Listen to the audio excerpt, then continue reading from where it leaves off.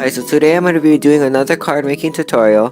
Today I'm starting with some Fawn products. The first thing that I have is the Life is Good stamp and die set from Fawn. I just recently purchased this. I'm super happy. It was in my last craft haul video, and this is just such a nice and good stamp set. Now, especially because I live here in Hawaii, this set is it's just perfect for me to make tons of different kind of Hawaiian looking cards, especially even if you're on the mainland too. This is perfectly good. It's just for a nice beach themed card. So as you see here, I'm stamping out all the images that I want from the stamp set, and as you see, there has such good stamps. And then now, as you see here, I coloring them with Spectrum Noir markers.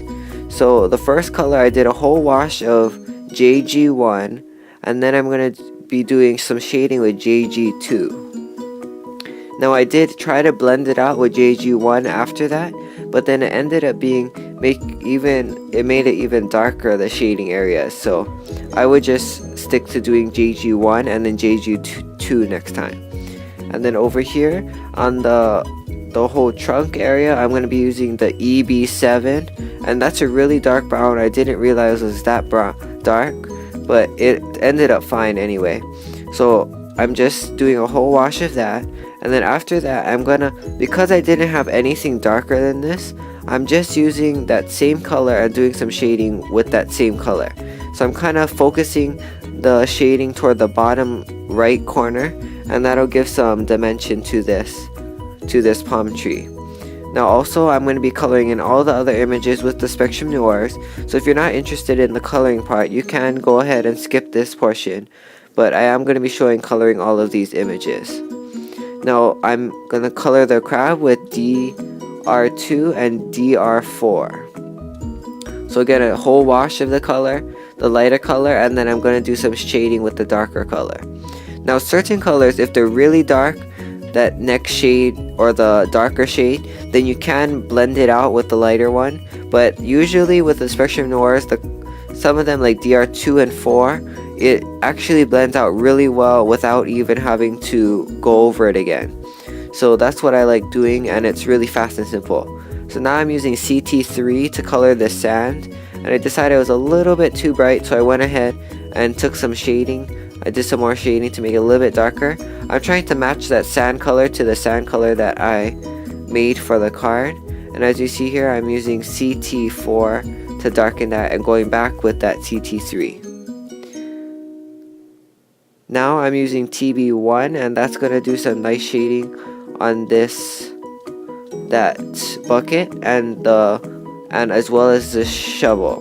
So I'm using TB1 and 2. Now these two markers don't work very well. The TB2 is a little bit more purplish color. You can kind of tell in the video is that it is a slightly more purple. So I went back over with TB1 to try to blend that purple out and make it a little bit more blue. Now as you see, I'm going to be making a circle card today. On that left side, what I did to make this was I just cut that. This is the second largest circle from the Sizzix. I'm going to be using the both Sizzix dies today. I'm going to be using the circle and then the scallop circle, but this is the second largest circle, and what I did is I cut out a white cardstock and then I sponged it using Summer Sky Memento ink, and I just did that very easily and very fast, and I just finished that. As you see there, I'm putting the lids of the caps of the Spectrum Noir colors, so you'll be able to follow along with not me saying what the numbers are. So anyway, back to that panel piece.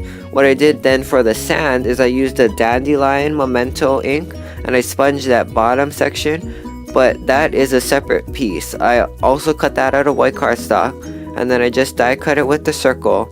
And then after that, what I did to make it a little bit nicer along that top edge, as you see there's that stitching right along that top edge of that yellow panel, and I did that by using the Fawn stitched, the small stitch journaling card die, and I just die cut that around across the top, and then that's how it turned out.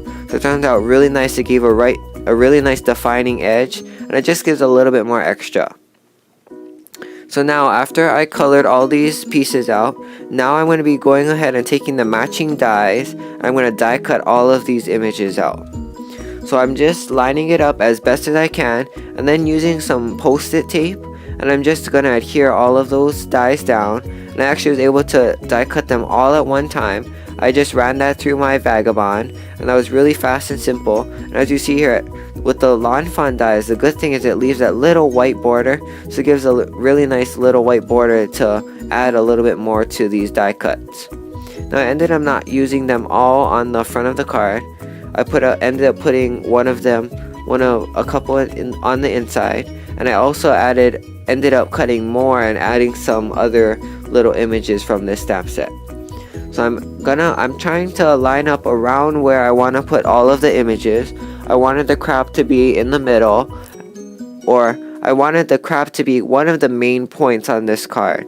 Now I'm just trying to place all the seashells and everything. I wasn't sure how everything was gonna fit, so I decided to, as you see, I'm just kind of adding it where I thought I wanted it, and then I ended up kind of clustering that bucket and the crab on the right side. Now also, as you see there, I'm going to stamping the relax in the Memento Tuxedo Black, and I'm just stamping that really nicely in the middle. And then also, as you see there, I die cut those little birds. So I die cut that, I stamped it in Memento Tuxedo Black, and then I went ahead and die cut that with the matching dies. Now as you see here, I used the second to the largest circle and then the largest scallop circle and made this little frame. Now this is going to go right around my panel, and I'm using the Memento New Sprout. So it's a really light green. At first my ink wasn't coming on very strong, so I was kind of rubbing it on. In the end, I got the ink to come on a little bit more better onto the sponge, and then I was able to just sponge it on. And then as you see there, I'm making the card base now. So what I have is a 4.25 by 5.5 inch card, and it's a top folding card. And what I'm doing is I'm lining up my the largest scallop circle, and then I'm trying to line it up as best as I can, and I'm leaving 3 of them at the top of the card. 3 little scallops at the top of the card that's overhanging. So what that's gonna do is it's gonna make it not cut over there, and then I'm gonna have this nice card. And then why I made the scalloped piece, that extra scalloped piece, instead of just inking up the card green, you can see that this is what it would look like. And as you see, the top is cut off, so I kind of wanted those scallops to go along the whole entire top edge, so it looked like the card was like that. So that's why I decided to cut this little border. So I'm just going to line it up and then glue that down. Now that it's glued down, as you see here, this is the card. And then also I'm going to be using my ATG, and then I'm just going to adhere that whole center panel onto the card like that. So I'm just going to go ahead and I'm taking my ATG, and I really like my ATG. I got it kind of recently in one of my past haul videos, and it's really strong adhesive, and it's really fast and easy to use, and that's why I really like it.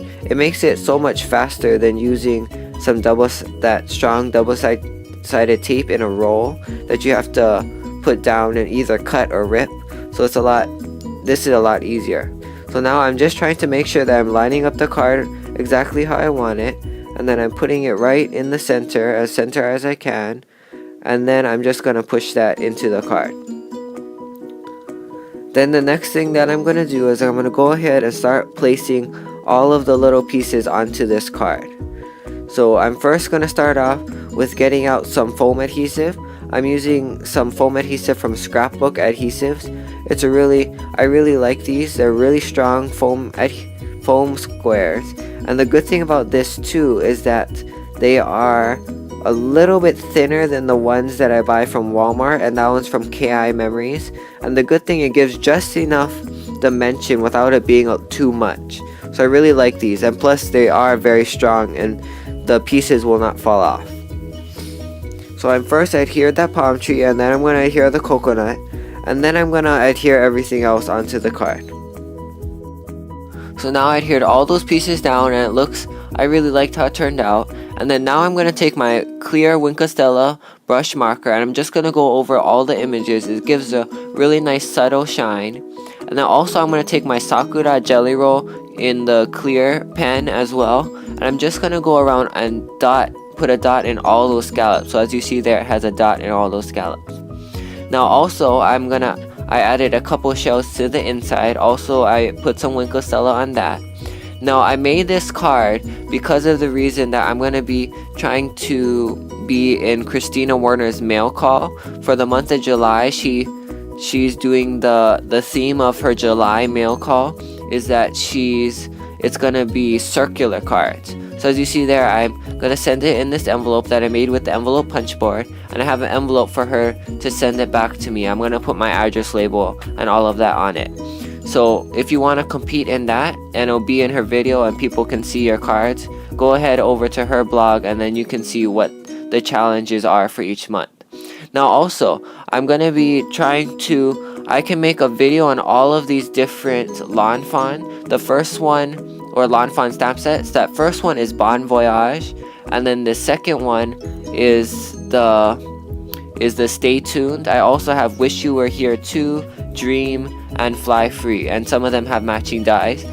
So I'm going to try to be doing videos on these stamp sets. Now I can't do them on all the Lawn Fawn stamp sets that I have because I have so many, so please leave your comments below, and the ones that have the most comments or have a comment on that stamp set, I will try to do a video on how I like to use that stamp set. So the one on your left is on the mend, and then the second one is +1. Also I have here is Say Cheese, and I have Say Cheese 2. So again, leave your comments below and tell me which ones you want to see me make a card with or do a video on, and then I can try to do or make a card as soon as I can. Now also my favorite of Lawn Fawn, of course, are their animal stamp sets. So this is Critters Down Under. It has a lot of different kind of Australian animals, as well I have Critters in the Snow. And then this one isn't the next one isn't a Critters one, but it's I have Lunar Lights. So this is some of them are older, some of them are newer, some of them have dies and some don't. So I can try to experiment with all of the different ones though that you want to see. So this is Critters in the Sea. Sorry, I don't have the original packaging. I'm going to be trying to transfer all my stamps to the Avriel storage system, but I haven't done them all yet. And then also on the right, that's Critters on the Farm. So again, Critters on the Sea and Critters on the Farm. Then also I have Critters in the Forest and Critters on the Savannah. These are the two animal sets that I have the matching dies. Sorry, I don't have the Critters in the Forest dies right in that pocket. But also I have the other ones that I have Harold's ABCs, as well as Swimsuit Season. So just leave your comments below, and then I'll try to make those videos as fast as I can. I'm also going to show you all my favorites are, of course, the animal stamp sets. So I'm going to be showing them to you right now, so you can again get those names in mind. So the first one is Critters in the Snow, then Critters Down Under, then Critters on the Savannah, then Critters in the Forest, and then Critters in the Sea and Critters on the Farm. So you can leave your comments below, and thanks for watching this video. If you want to see any of my other cards and other projects, please visit my blog at micascrafts.blogspot.com. Have a great day. Bye.